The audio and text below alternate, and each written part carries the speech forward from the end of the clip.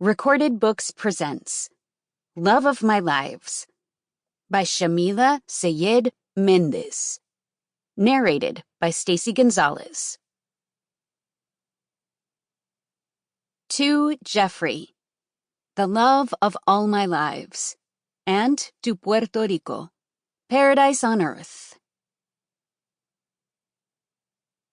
Chapter 1. 18 years ago. I'll see you in the next round, Madi's abuela Lina whispered. I finally returned to the love of my lives. Promise me you'll scatter my ashes in the mountains and my beloved island. Madi was only 13 years old and the youngest in the room of grieving family, but she didn't hesitate. I promise, abuela. I promise. Satisfied? Abuela took a long last breath and exhaled. Her life flickered like a candle going out, but her presence lingered, warm as her laughter and hugs. Madi didn't cry, at least not right away. She closed her eyes to savor the last embrace they shared, so she'd remember it forever. How else would she face the world without Abuela? Besides Nadia and Stevie, Abuela Lina was Madi's best friend. Abuela had made her life magical, pointing at little miracles even in the smallest, most ordinary places. And now in this, the darkest moment of her short life, Madi was determined to find a ray of hope. Something that would confirm that this life was worth living, even if it was too hard, too short.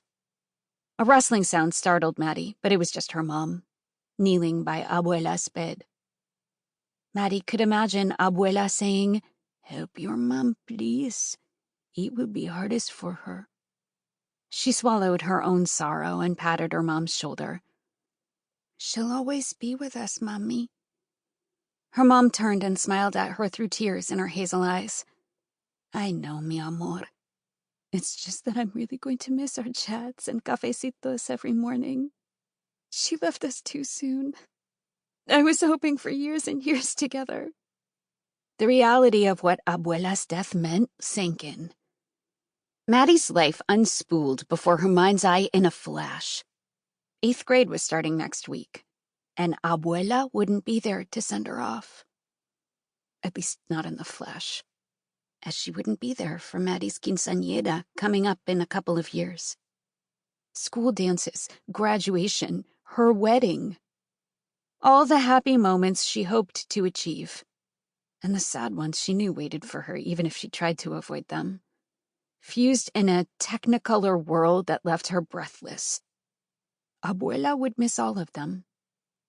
Breast cancer was a monster, and Abuela never had a chance.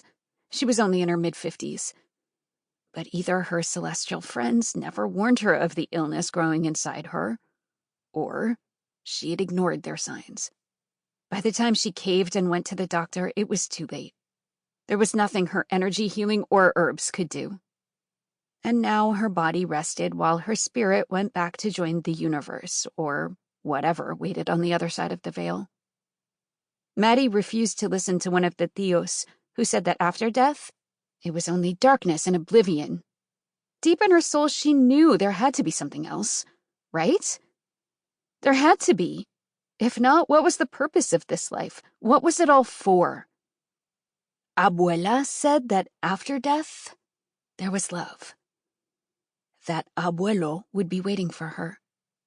Madi held on to her words as if they were a lifesaver.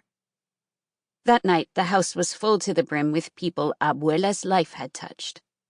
Without being told, Madi served food, tended babies, and made sure everyone was comfortable as they planned Abuela's big farewell.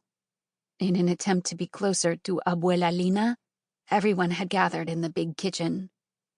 Her presence enveloped every surface of the room where she had hosted so many family events and one-on-one soul-bearing conversations. But Madi knew of a better place where to find her. The funeral home had taken her body away hours ago, but Abuela's room still smelled like her. That unmistakable mixture of sandalwood incense and Florida water. Sample complete. Ready to continue?